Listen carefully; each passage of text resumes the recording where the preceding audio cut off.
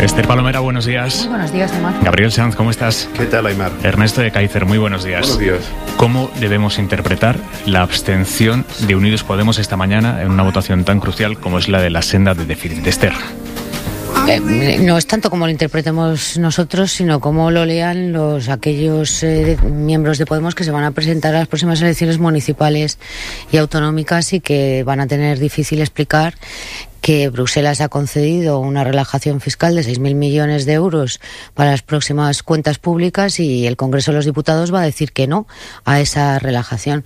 Hombre, la doctrina de Podemos de siempre ha sido contraria a la ley de estabilidad, al 135, a la troika, pero a mí me parece que tiene una explicación política bastante deficiente, porque en realidad lo que supone es más dinero para el estado del bienestar y por lo tanto tiene una explicación complicada. Nos decía ayer Pablo Echenique aquí, como total lo va a terminar tomando el Partido Popular el lunes, nosotros nos podríamos permitir hoy, este viernes, marcar posición diciendo que no son los objetivos de déficit que querríamos, no es el techo de gasto que querríamos. A lo que el Gobierno le responde, si el Congreso dijera sí a la ley de estabilidad y a la senda de déficit, tendríamos un argumento para modificar la ley y levantar el veto del Senado.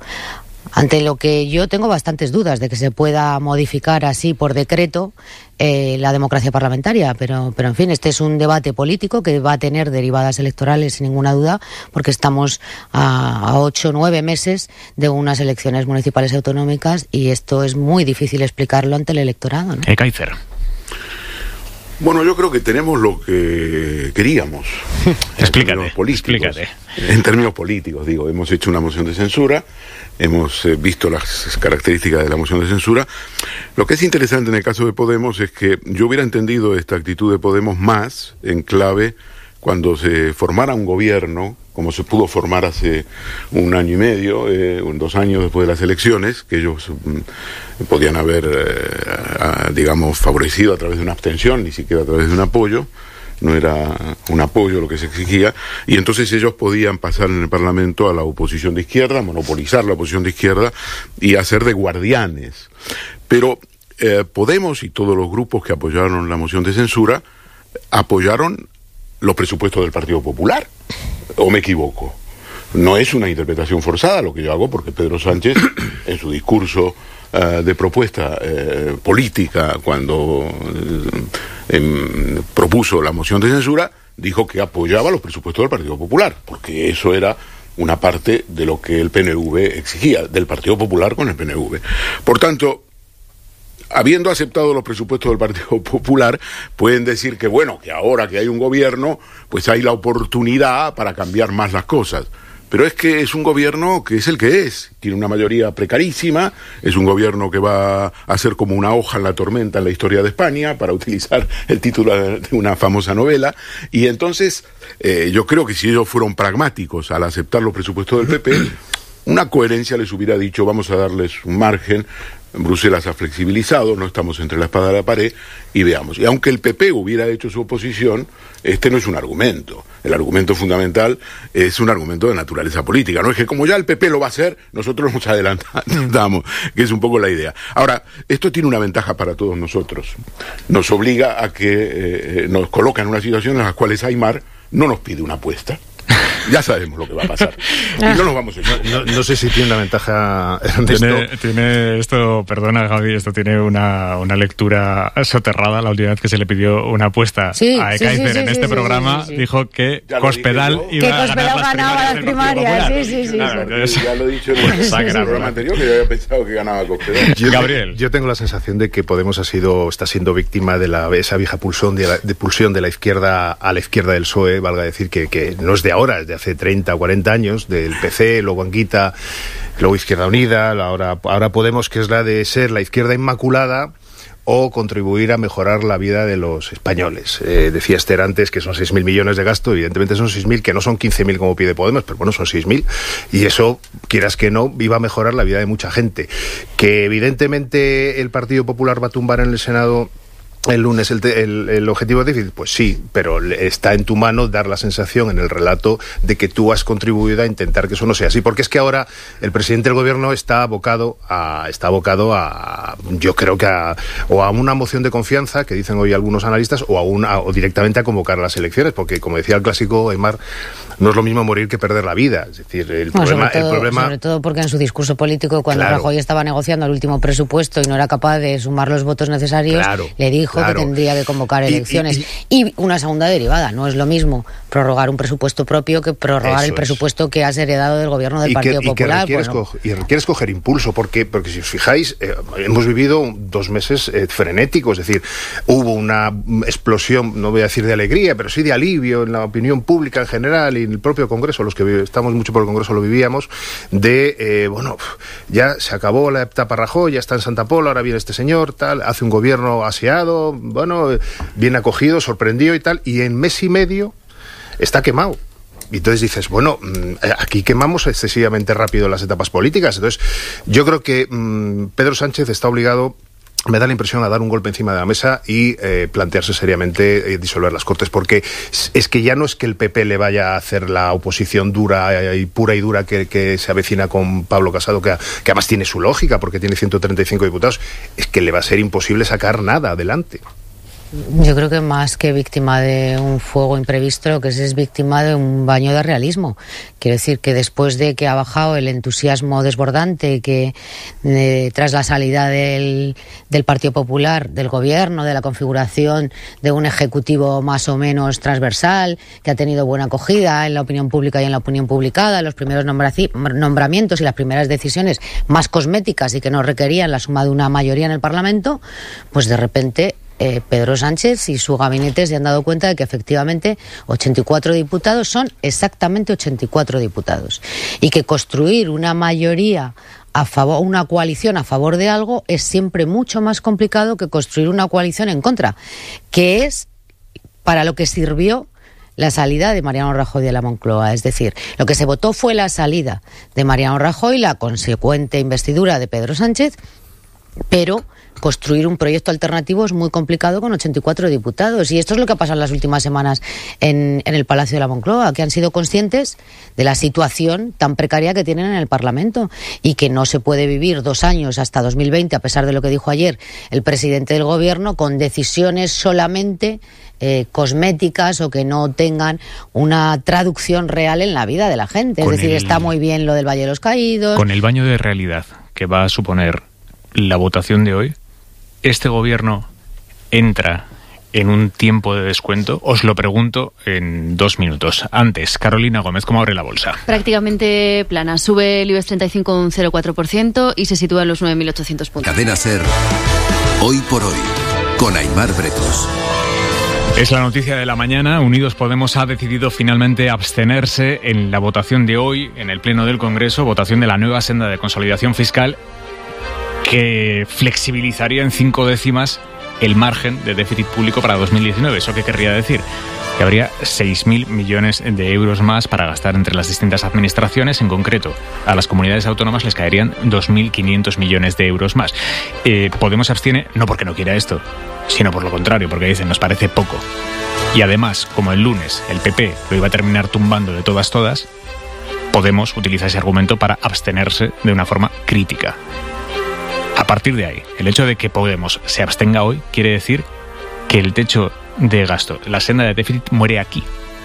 No va a hacer falta que el PP lo tumbe el lunes. Va a caer ya hoy. Y esto es un golpe político grande para el gobierno, que confiaba en por lo menos esta primera votación, sí sacarla adelante.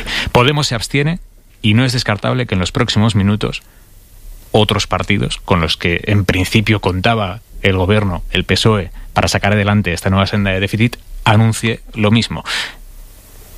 Ekaizer, lectura política. Bueno, ya hemos dicho lo que significa, en mi opinión, la incoherencia de Unidos Podemos de haber apoyado los presupuestos de Rajoy a través del apoyo a las mociones de censura y, sin embargo, ahora apuntarse la medalla antes, unos días antes de que lo hiciera el PP como gran argumento. Pero tú preguntabas esto supone el comienzo del tiempo de descuento del gobierno Sánchez. Yo diría lo siguiente: el tiempo de descuento del gobierno Sánchez empieza nada más tomar posesión, porque todos sabíamos en qué circunstancias se había producido la moción de censura. Todos menos él. Yo ahora voy a eso. Y entonces, el tiempo de descuento. Yo lo que creo que está pasando y que va a pasar hoy es que tenemos una nueva moción de censura un mes y medio después de la moción de censura contra el Partido Popular. Esta moción de censura que se va a desarrollar hoy es una moción de censura interna de los que apoyaron a Sánchez para desplazar a Rajoy. Esto es lo que está pasando. Ahora, la lógica de todo esto te dice, bueno, ¿y Pedro Sánchez no lo sabía? Claro que lo sabía. Si Pedro Sánchez hizo la moción de censura para desplazar al gobierno de Rajoy y convocar elecciones generales desde el gobierno, desde el usufructo del poder, si esta es la clave de la historia. No puede ser que él pensara de manera idealista de que podía ser un programa de reforma fiscal, de cambio, de modificación de la ley presupuestaria, de un nuevo sistema de pensiones. Esto es totalmente, está excluido.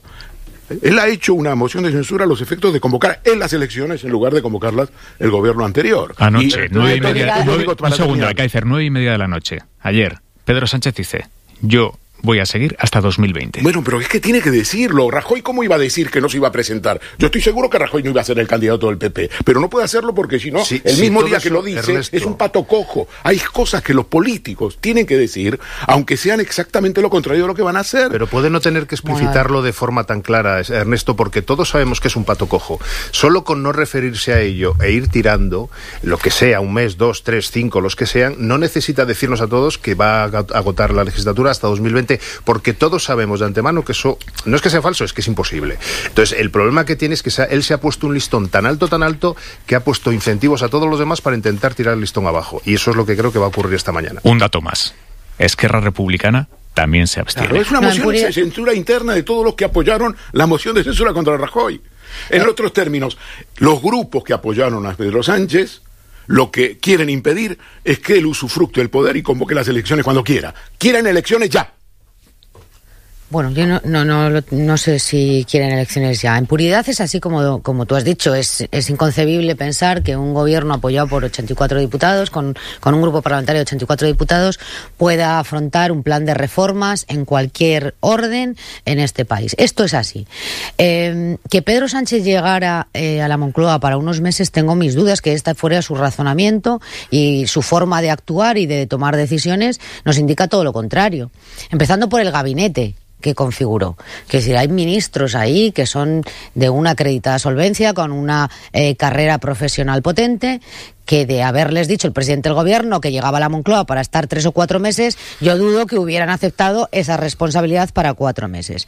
Y luego, además, él ha hecho modificaciones en nombramientos en toda la estructura del Estado, es decir, hasta el último nivel. Por lo tanto, darle la vuelta administrativamente a este país para estar solamente 4 meses es un poco incoherente.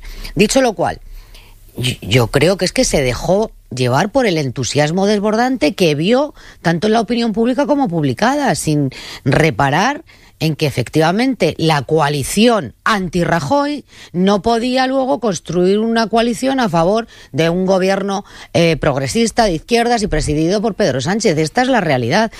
¿Cómo puede salir de aquí?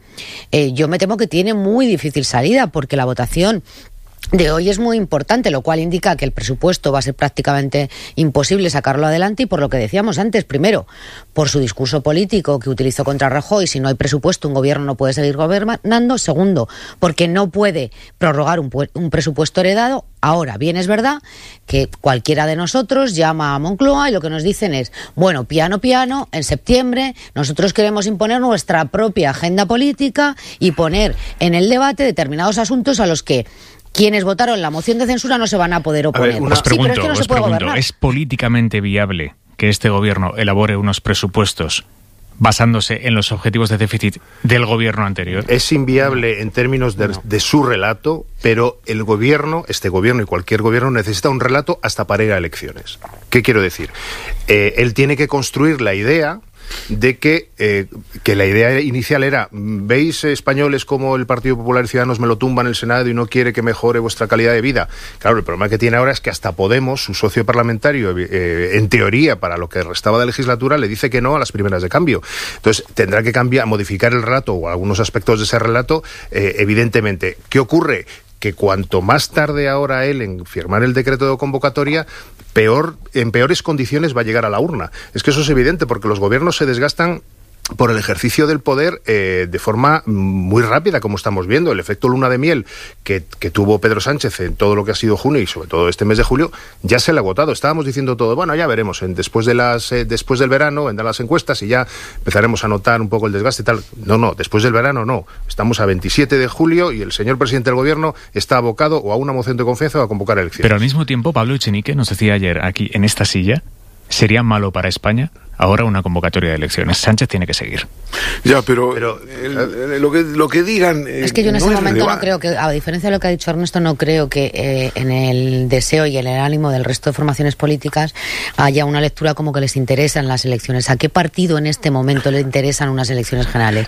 Es decir, al Partido Socialista por el empuje del gobierno, es poco tiempo el que lleva en el gobierno, pero obviamente Pedro Sánchez ha puesto al Partido Socialista en una salida electoral que no tenía hace 2 años. Pero Podemos está absolutamente desdibujado por muchos motivos, por el desgaste de su fractura interna, por la desaparición por motivos obvios de su secretario general y su portavoz parlamentaria. Ciudadanos no está en la mejor de las circunstancias, a pesar de hasta donde la uparon las encuestas. Es verdad que la moción de censura les ha dejado completamente descolocadas, y el Partido Popular tampoco ha tenido tiempo en 4 días de recuperarse, a pesar de que haya hecho ya el relevo en su dirección. Por lo tanto, yo esto de que beneficia a alguien la convocatoria tengo dudas. No, si yo no digo que beneficie, no, quizás me haya expresado mal. Que perjudique. Yo lo que digo es que hay que sacar una conclusión de cómo obra la gente, más que por lo que dice la gente. Y lo que obra la gente es que no da 2 chavos por este gobierno. Ya vimos lo que pasó con Radio Televisión Española. Vamos a ver hoy, crucemos los dedos, porque el voto secreto da para muchísimo. Media hora antes de la votación de la senda del déficit se va a votar el nombramiento de Rosa María Mateo del PDCAT, con la cual yo estuve anoche, como administradora única de Radio Televisión Española. Estaban pendientes del PDCAT. ¿Y qué te dicen? Hasta última hora me decían, hemos tomado una medida excepcional interna. Todo el grupo tiene que dormir esta noche en Madrid. Todo el grupo ha dormido en los hoteles en que están en Madrid, controlado, menos uno, el diputado de Lleida, que tenía que acudir a una sesión en Lleida. Y va a estar presente. Pero todos han dormido aquí, porque no quieren correr el riesgo de que una ausencia achaque al PDCAT el fracaso y el bloqueo de la administradora única de Radio Televisión. Pero veremos a ver otros grupos. El voto secreto es una caja de Pandora, porque puedes hacer la pirula si tienes ganas, por las razones que sea, y en este país estamos en eso. Estamos en eso, no solamente en Cataluña, Aymar, no solo en Cataluña. En política como en la vida, Aymar, el que rompe paga. Y ahora vamos a asistir probablemente en estas semanas, en estos meses que resten de legislatura, a una escenificación por parte de todos de yo no he sido. Y el que más foco tiene encima es el presidente del gobierno, que es quien está obligado, porque está más impelido, porque precisamente por eso, porque está el foco de la opinión pública encima de él, a dar la sensación de que le obligan a romper una legislatura, bueno, el resto de la legislatura que quedaba de Mariano Rajoy, que no le han dejado estabilizar el país como él quería, porque si no lo logra, llegará a las urnas en muy malas condiciones. Y evidentemente vamos a ver que el Partido Popular y Ciudadanos también se van a hacer los locos. Podemos no va a querer saber nada de un gobierno al que acaba de dejar tirado a las primeras de cambio en la medida más importante, que es un presupuesto, en la medida más importante de cualquier gobierno. Y bueno, vamos a ver una inestabilidad que hace mes y medio se nos antojaba imposible. 9:28 de la mañana, 8:28 en Canarias. En la cadena SER, Hoy por Hoy, con Aymar Bretos. Cuca Gamarra, buenos días. Hola, muy buenos días. Alcaldesa de Logroño, nueva vicesecretaria de Política Social del Partido Popular. Enhorabuena por el nombramiento. Pues muchísimas gracias. ¿Cuándo le comunicó Pablo Casado que iba a ocupar este puesto? Pues ayer a primera hora de la mañana. ¿Hasta ayer nada? Uh-huh. ¿No fue de las primeras tanteadas la noche del miércoles? Ya le digo que ayer por la mañana, o sea que... ¿Lo consultó con Sáenz de Santamaría antes de aceptar? ¿Usted hizo campaña por ella? Bueno, yo creo que lo más importante aquí es que cuando cuentas con cuando el presidente del partido te reclama para una responsabilidad, y en un momento además yo creo que importante para nuestro partido, pues uno tiene que ser responsable y consecuente, ¿no? Y por tanto, pues si él me reclama para esta tarea, yo desde la lealtad que le dije que desde el primer momento que iba a tener con él y que contara conmigo para trabajar, porque creo que es como se construye partido, pues por supuesto que le dije que sí. Siguiendo esa lógica, ¿considera que el resto de sus compañeros que también hicieron campaña por Sáenz de Santamaría deberían haber aceptado el puesto que les ha propuesto Casado y su entorno? Bueno, yo creo que cada uno tiene sus circunstancias también personales, sus momentos vitales, y tendrá sus razones, ¿no? Creo que en ese sentido también hay que ser respetuoso a la hora de hacer valoraciones, ¿no? Yo creo que lo importante es que ahora mismo en la dirección del partido estamos representados todo el partido, todos aquellos, independientemente de lo que haya ocurrido durante este congreso, y eso es lo más importante, ¿no? El cerrar un congreso diferente para el Partido Popular, porque no hay que olvidarlo, que ha habido un proceso que hemos llevado a cabo por primera vez, y lo importante es saberlo cerrar como se cerró ayer, ¿no? Y es incorporando a gente de todas las sensibilidades y de todas las candidaturas, pero con una cosa en común, y que creo que está acreditada, ¿no? Y es la lealtad al Partido Popular, las ganas de trabajar y, por supuesto, el compromiso que todos adquiríamos en este congreso de la unidad. El presidente es Pablo Casado, y a partir de ahí creo que el Partido Popular lo que tenemos que hacer todos es trabajar en esa línea, cada uno en virtud de sus propias circunstancias personales, y cada uno también desde sus planteamientos de responsabilidad, ¿no? Usted es la persona que hizo campaña por Soraya Sáenz de Santamaría, que un puesto más alto de responsabilidad ha conseguido entre esta dirección de Casado. No me ha dicho si habló con ella, con Sáenz de Santamaría, antes de aceptar. No hablé con ella antes de aceptar. ¿Y después? He hablado con su equipo y lo saben perfectamente, y que bueno, pues que yo creo que consideran también que es positivo que todos estemos ahí, ¿no? El porcentaje de mujeres en la nueva dirección del Partido Popular es, bueno, ni llega a un tercio. ¿Qué le parece?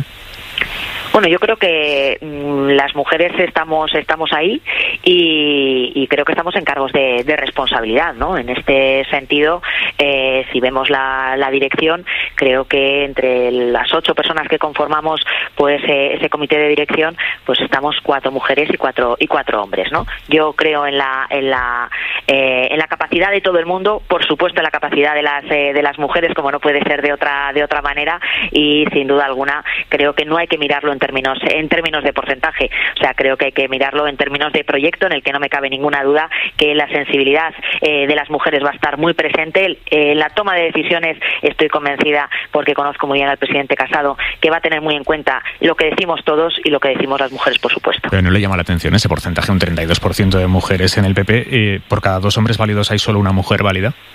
Yo creo que ese planteamiento que usted me hace, sinceramente yo no lo comparto. Planteamientos de porcentajes de si por cada 2 hombres válidos hay una mujer válida. Se lo digo porque Casado ha defendido siempre que él elegiría a los mejores sin cuotas. Entonces entendemos que hay un 60 y pico por ciento de mejores hombres. No. Yo creo que, mire, yo no me considero ni mejor ni peor que ninguno de mis compañeros, y muchísimo menos en función de si son hombres y si son mujeres. Yo me va a permitir, pero además se lo digo con toda honestidad y con toda tranquilidad. Yo soy una mujer que ha roto techos de cristal, soy la primera mujer que es alcaldesa de esta ciudad, de lo cual me siento enormemente orgullosa, y por respeto no solo a mí misma, sino a todas las mujeres, yo no me voy a comparar en términos, y ni voy a comparar a las mujeres en términos de valía y de capacidad por porcentajes de cómo están representados. Eso no me parece. Yo no entro en ese debate, si me lo permite, porque claro, no lo veo así, entiéndame. Claro, pero usted hizo una campaña en la que salían en un vídeo diciendo es el momento de una mujer. Para mí siempre es el momento de una mujer, eso es evidente, porque soy mujer, porque trabajo además para que sigamos rompiendo muchos techos de cristal, ¿no? Como nueva vicesecretaria de Política Social, sabe usted que una parte enorme de ese tipo de políticas las hacen las comunidades autónomas. Con el nuevo reparto de déficit, el que proponía el gobierno, el que había pactado con la Comisión Europea, las comunidades autónomas iban a tener 2.500 millones de euros más para poder invertir en políticas sociales el año que viene, y el Partido Popular es uno de los partidos que va a votar en contra. ¿Por qué? Bueno, yo creo que entre otras cosas porque llevamos muchos años trabajando para salir del déficit, que al final es lo que lastra a un país, y romper ahora mismo la senda que estaba trazada, pues no la consideramos oportuna ni responsable, no solo en momentos puntuales, sino también de cara al futuro, ¿no? Creo que se ha hecho un esfuerzo importantísimo por muchas administraciones.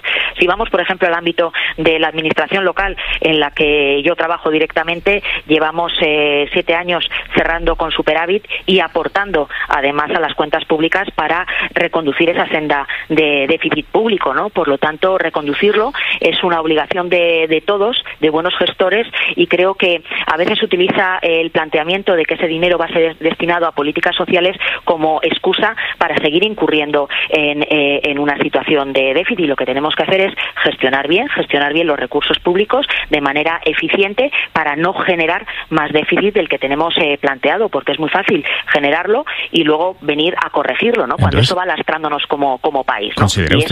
¿Considera usted que la Comisión Europea se equivoca porque ha sido quien ha permitido esto?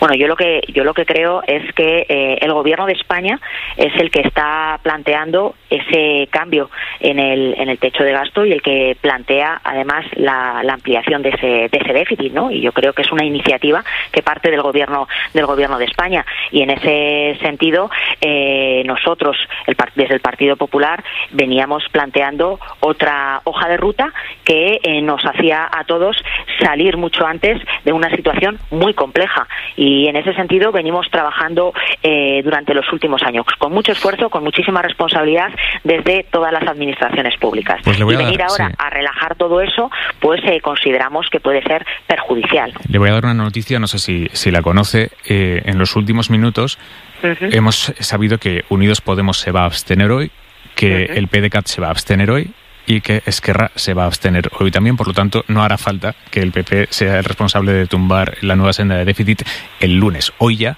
cae esa senda. ¿Le parece, entiendo, por lo que me está contando, una buena noticia?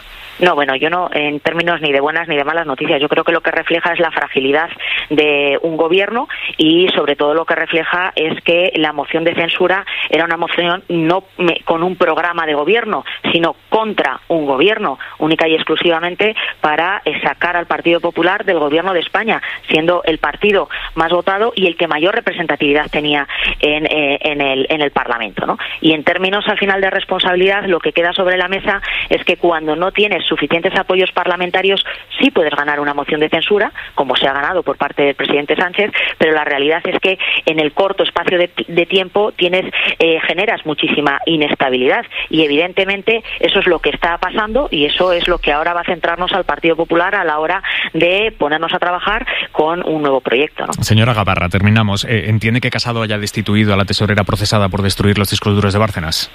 Bueno, yo creo que el presidente Casado lo que está haciendo es tomar las decisiones en crear un nuevo equipo, y creo que hay que verlo desde ese planteamiento, y las decisiones son las que le corresponden al nuevo presidente, y todas las que tome pues me parece que forman parte de sus competencias, de la responsabilidad que le hemos delegado todos los militantes del Partido Popular, y por tanto me parece correcto y me parece bien. ¿Ponen la mano en el fuego por el tema del máster de Casado, que es todo limpio?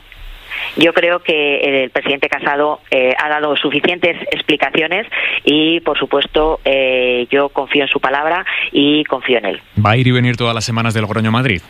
Pues cuando sea necesario, por supuesto. ¿La alcaldía de Logroño no requiere una dedicación exclusiva?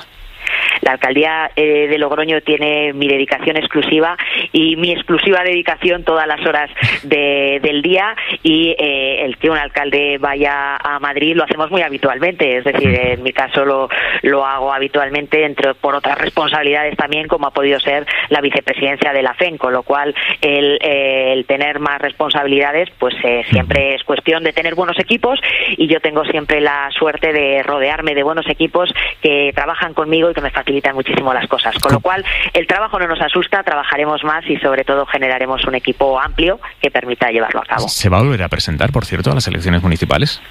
Bueno, yo creo que ahora lo más importante es asumir este reto y servir como siempre a los logroñeses, y allí donde los logroñeses quieran que esté, yo estaré. A pesar de que dijo que solo sería 2 veces alcaldesa. Bueno, yo creo que lo más importante ahora mismo es que eso no toca, como se suele decir, y cuando toque, pues hablaré sobre ese asunto. Y además, si me lo permite, pues eso es cuando yo tome esa decisión, sí, a los primeros que se lo comunicaré y con los que tendré que hablarlo, por decirlo de alguna manera, será con mis vecinos, con los logroñeses, ¿no? Que esperemos que muchos estén escuchando Radio Rioja ahora mismo. Y en ese sentido, pues cuando toque esa valoración, ese análisis y esa reflexión personal que yo tendré que hacer, pues la llevaré a cabo y, por supuesto, los primeros en saberlo serán ellos, que son los que han confiado en mí durante estos últimos 7 años para que sea su alcaldesa. También le digo que en política no hay nada mejor que poder tener la oportunidad de servir a tus vecinos siendo su alcalde. Esa es el mayor orgullo que puedes tener y yo ese lo llevo muy a gala. Cuca Gamarra, enhorabuena de verdad por su nombramiento y mucho acierto. Pues muchísimas gracias a ustedes. Un abrazo, adiós. 9:41 de la mañana, 8:41 en Canarias. Claro, es que al PP le facilita mucho el relato lo que va a pasar hoy en el Congreso de los Diputados, Gabriel. Vamos, yo creo que Pablo Casado ni en sus mejores sueños hubiera imaginado un aterrizaje en el poder como el que está teniendo, salvo el tema del máster, que veremos en qué acaba judicialmente. Esto está por ver, porque esto se sabe cómo empieza, pero no cómo acaba en los tribunales, un asunto de estas características. Políticamente es una alfombra roja. A ver, es un hombre joven, tiene 37 años, le queda todavía mucho recorrido. Pedro Sánchez, si se presenta a estas elecciones, que se va a presentar en muchas mejores condiciones de las que se presentó en 2015 y 2016. Lo que ocurre es que estamos viviendo la inestabilidad que hemos estado escribiendo hace 10 minutos, que hemos estado charlando de este tema, y la decisión la tiene que tomar el presidente del gobierno en la idea de que aguantar por aguantar al final acaba teniendo réditos negativos para el que lo hace. Vamos a recapitular, para quien se haya incorporado en los últimos minutos. Esta mañana, a las 9, hemos conocido que Unidos Podemos se va a abstener dentro de 3 horas en la votación de la senda de déficit. A los minutos, Esquerra Republicana ha anunciado también que se abstiene. El PDeCAT se va a abstener, pero sabemos que el PNV va a votar a favor. Por lo tanto, hoy, en una de las votaciones más importantes de este verano, de los próximos meses, la mayoría sobre la que va a poder apoyarse el gobierno va a ser de 89 diputados, los 84 del PSOE más los 5 del PNV, Esther. Sí, yo es que creo que esa sumada para lo que da y es que los presupuestos son fundamentales para poder gobernar. No hay nada más importante para un gobierno que sacar adelante las cuentas públicas, porque es sobre la que se construye o se pretende construir un nuevo proyecto político. Por lo tanto, a pesar del entusiasmo y la seguridad aplastante con la que el presidente del gobierno ayer nos sorprendió nuevamente diciendo que estaba dispuesto a agotar y no convocar elecciones hasta 2020, tendrá que explicarnos con mayor detalle y en una rueda de prensa donde no solamente se admitan 3 preguntas, cómo piensa hacerlo, ¿no? La semana que viene. Bueno, eso también es otro asunto del que podríamos hablar largo y tendido. Una rueda de prensa el 4 de agosto o el 3 de agosto, después de 3 meses en el gobierno, ¿no? Que es el cierre del curso político antes de las vacaciones. El presidente Sánchez tiene previsto dar una rueda de prensa. Gabriel. Sí, no, bueno, es la rueda de prensa de cierre del presidente del gobierno antes de irse de vacaciones. Bueno, de cierre y de inauguración, porque todavía no le hemos conocido ninguna otra más que ayer su breve aparición después de la visita de Macron, ¿no? Yo insisto, lo que diga Pedro Sánchez hay que tomarlo, como se suele decir, a beneficio de inventario, porque él tiene que transmitir, dado que él es presidente de gobierno en una situación de una fragilidad extrema, tiene que transmitir una voluntad, una seguridad, y está trabajando para las encuestas y para el CIS. Ellos están en lo que llama, creo que Carmen Calvo lo dijo, la mayoría de la calle. La mayoría de la calle son los sondeos, son las encuestas, son los medios de comunicación, y en eso está trabajando. Yo creo que lo que va a haber hoy es lo que yo llamo una moción de censura interna. Después de 1 mes y medio de una moción de censura contra Rajoy, los aliados del gobierno le vienen a decir al gobierno, te hemos puesto ahí, pero vamos a ver qué hacemos contigo. 10 menos cuarto, un segundo. 10 menos cuarto de la mañana, 9 menos cuarto en Canarias. Inma Carretero, buenos días. Hola, buenos días, Aymar. Inma Carretero es la periodista de la cadena SER que cubre habitualmente la información del gobierno y sabe ya cuál es la reacción a esta hora, después de que en la Moncloa hayan constatado que que sus teóricamente socios o la aspiración de socios que tenían para esta votación les hayan dejado en una abstención que se va a traducir en que se cae la senda de déficit INMA. Fundamentalmente la intención de la ministra Montero, que se va a subir a la tribuna esta mañana en el Congreso, es poner a los grupos de la oposición en el espejo de sus contradicciones. Eso nos dicen en Hacienda. Quieren poner a prueba la coherencia del discurso de los grupos, por rechazar, por ejemplo, en el caso de los grupos catalanes, 480 millones de euros que irían para la Hacienda catalana si se aprobara la nueva senda del déficit. Con Podemos, el argumento que prepara Hacienda tiene que ver con el hecho de que aunque ellos rechacen el techo de gasto, lo cierto es que el gasto con la nueva senda crecería por encima del PIB nominal, que ha sido siempre una reclamación de la formación morada, y eso es lo que pretende poner sobre la mesa la ministra cuando suba a la tribuna. Su idea es desmontar el discurso de estos grupos y también del Partido Popular, que gobierna en varias comunidades autónomas y que está rechazando que puedan tener más margen para las políticas sociales en el año que viene. A partir de ahí, la ministra quiere dejar claro lo que ya dijo ayer Pedro Sánchez en esa comparecencia pública en la Moncloa, y es que van a hacer el presupuesto de 2019, aunque sea con la senda que está ahora en vigor, la senda que tiene menos margen de gasto para las administraciones, pero que está aprobada.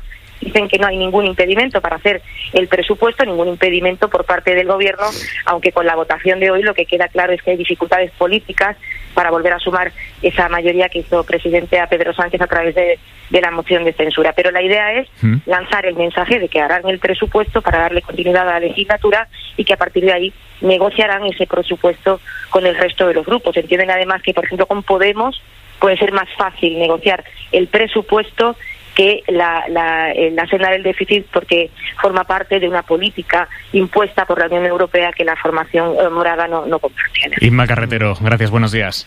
Hasta luego. Es peculiar esa teoría de que alguien que no te ha aprobado la senda de déficit sí te vaya a aprobar. Sí, bueno, porque en el ideario político efectivamente de Podemos está el oponerse frontalmente a la ley de estabilidad del 135 y a la troika y a todas las imposiciones de Bruselas. Bueno, puede ser un argumento un poco cogido con pinzas, pero es verdad que pretenderá el Gobierno llegar al mes de septiembre y empezar a poner sobre la mesa asuntos a los que Podemos y otras formaciones políticas, algunos capítulos, no puedan o no tengan tan fácil manifestar su posición contraria. Pero yo sigo viendo muy complicado que pueda salir adelante el presupuesto. Por lo que nos decía Inma Carretero, empieza aquí ahora mismo una pelea por los relatos. Claro, Jesús Montero va a iniciar hoy el relato de ustedes se retratan y ustedes van a dejar pasar 2.500 millones de euros para las autonomías, señores de Podemos. Y el resto... Yo puedo entender la perplejidad de la ministra Montero en esta hora, a una hora de subirse a la tribuna de oradores, para explicar a los españoles el objetivo de déficit y para intentar sacarlo adelante. Pero debe ser consciente de que lo que se va a encontrar es un muro de no solo el PP y Ciudadanos, que estaba ya descontado, sino de todos enfrente. Entonces el relato general que va a salir de ahí, que vamos a contar todos los medios informativos, es todos contra el Gobierno, que parece una película de los años 80. Y en ese relato el Gobierno solo tiene que perder. Entonces, empeñarse en sacar adelante un presupuesto y en la ensoñación de que Podemos va a apoyar ese presupuesto, ojo, con 6.000 millones menos de lo que se había negociado con Bruselas, que ya está mucho más alejado, por supuesto, de los 15.000 que pedían, a mí me parece, tiene un punto de irrealidad. Hay otro relato al que veo que no le dais muchas opciones de victoria, que es el de somos los únicos que hemos votado a favor de una senda de déficit que permitiría que llovieran 2.500 millones sobre las autonomías. ¿Ese relato por parte del PSOE no le veis demasiado recorrido? No, sí, pero hay una cosa que es la siguiente, pero el PSOE va a jugar a lo que jugó Rajoy. El mimetismo es total. Cuando Rajoy intentaba el apoyo de todos los partidos, y sobre todo del Partido Socialista a los presupuestos, dijo, oye, pues si hemos pactado con el PNV el ajuste de las pensiones según el IPC para el 2018-19, pero ¿a dónde vais? Pero que la locura vuestra y vuestros principios, entre comillas, hacen que impidamos darle a los pensionistas lo que estamos dándoles. Después de negar, eso sí, que había dinero, cuando los pensionistas lo impusieron en la calle. Eso lo impuso los pensionistas en la calle. Pero bueno, entonces ahora el gobierno de Sánchez está en lo mismo. Y puede tirar, sí puede tirar. Insisto, puede tirar por una razón. Porque se trata de permanecer lo máximo posible en el poder para convocar las elecciones en mejores condiciones, como dice Carmen Calvo, con la calle ganada. Es decir, el CIS y los sondeos. 10 menos 10 de la mañana, 9 menos 10 en Canarias. En la cadena SER, Hoy por Hoy, con Aimar Bretos.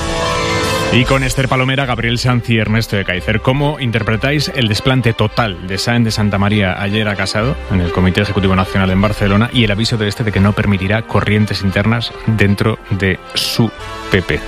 Bueno, la posición de Soraya Sáenz de Santamaría, desde mi punto de vista, está claro. No es que no haya asumido los resultados del Congreso del Partido Popular, es que no ha asumido que ya no está en el Palacio de la Moncloa y no mueve los hilos de este país, no solamente en el Partido Popular, sino en otros ámbitos. La decisión de Pablo Casado, bueno, es el ganador del Partido Popular. A mí me parece que está absolutamente legitimado para imponer o para elegir a su propio equipo, en el que ha habido una parte de integración del resto de candidaturas que se presentaron a la primera vuelta, y la que queda muy retratada con la decisión de no sumarse a la dirección es Soraya Sáenz de Santamaría. Yo tengo para mí que Soraya Sáenz de Santamaría está pendiente del futuro inmediato de Pablo Casado y que está... Por el tema máster, que puede estar pensando que igual tiene una segunda oportunidad. Ahora, fíjate, si no le quisieron una vez los compromisarios del Partido Popular, el afán por desgastar al secretario general siempre puntúa negativamente en las organizaciones políticas. Y no olvidemos que el rechazo a Sáenz de Santamaría es, uno, porque nunca acudió al Partido Popular, sino que se puso de perfil ante los tiempos de dificultad, y dos, por su forma de ejercer el poder. Kaiser. Bueno, yo creo que lo que pasa es que Casado está haciendo una OPA hostil desde el triunfo suyo, o incluso antes del triunfo, una OPA hostil, y se está quedando con todos los cuadros de Soraya Sáenz de Santamaría, y por lo tanto ella está abocada realmente a una situación prácticamente de exilio, por así decir, del partido. Ahora yo, si me permites, tengo una pregunta para Soraya. A ver. Tengo una pregunta que es una pregunta cándida, ingenua. El director del Centro Nacional de Inteligencia, el señor Sanz Roldán, en la reunión de la Comisión de Gastos Reservados, más conocida como la Comisión de Servicios Secretos Oficiales, ha dicho que viajó en mayo del 2012 a Londres a entrevistarse con la amante del rey, Corina, autorizado por el gobierno.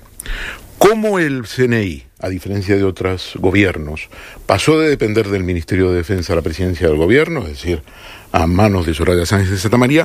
Quiero preguntarle a Soraya Sáenz de Santamaría, también quisiera preguntarle a Rajoy, si sugirieron o autorizaron el viaje en mayo del 2012 del director del Servicio de Inteligencia del CNI, señor general Sanz Roldán, a Londres con conocimiento de causa. No es que lo autorizaran, es que el señor Sanz Roldán dijo dentro de esa comisión que le enviaron, que fue Mariano Rajoy quien le pidió que hiciera ese viaje. No, el nombre no dijo Mariano Rajoy. Sí, habló de gobierno. Yo leí en algunas informaciones de los compañeros que estaban siguiendo eso. Bien, en todo caso debe dar muchas explicaciones, tanto Mariano Rajoy como Soraya Sáenz de Santamaría. Y no solo Mariano Rajoy y Soraya Sáenz de Santamaría, es que el señor Sanz Roldán dijo que las cintas es realmente Corina, es decir, no lo negó. Sabe perfectamente. No lo había negado Corina como para negarlo, pero ella puede decir misa, es decir, ella podrá decir si es su voz la que sale en esas cintas o no, y ya lo había dicho claramente. Pero que una autoridad del Estado, como es el director de los servicios de inteligencia, reconozca que esto es así, judicialmente tiene su peso. Esto, cuando veamos el ovillo, que lo vamos a acabar viendo, porque el juez Diego de Gea ha hecho una pieza separada del asunto, el testimonio de Sanz Roldán, tanto como el de Corina o el de Villalonga o el del propio Villarejo, tendrá su peso en el asunto. Pero además yo no quería hacer una intervención sobre lo que pasó ayer, que supongo que lo discutisteis el miércoles. Yo lo que quería pedir es concretamente, como el señor Sanz Roldán dice que le autorizó el gobierno, quiero saber si Rajoy y Soraya Sáenz de Santamaría suscriben lo que dijo Sanz Roldán. Pero es decir, se enviaron a reunirse con la amante de Corina. ¿Te parecería mal? Con la amante del rey. ¿Te parecería mal que lo hubieran hecho? Me parece que revela, es muy interesante como elemento, porque revela todo el proceso que se preparaba para la abdicación, que no es evidentemente en junio del 2014 cuando abdica. Tenemos un largo proceso, y el viaje de Sanz Roldán allí es una misión de inteligencia y revela la naturaleza de la crisis que ellos ven en la monarquía, porque en ese momento hay que recordar a nuestros oyentes, escuchantes, que Juan Carlos I era rey, no era rey emérito. Y fuentes de la investigación consultadas por la SER nos insisten en que ahora mismo todo apunta a que los hechos relatados por Corina se refieren al periodo al que el rey era inimputable, pero también nos dicen que si en el transcurso de la investigación aparecen indicios de delitos atribuibles a Juan Carlos I posteriores a la abdicación, elevarían la correspondiente causa al Tribunal Supremo, que es ante el cual está aforado ahora mismo el rey emérito. Ahí queda eso. 4 horas de programa nos hemos hecho, ¿eh? Venga, vamos allá. Buen fin de semana, chicos. Hasta la semana que viene. Hasta luego. Adiós.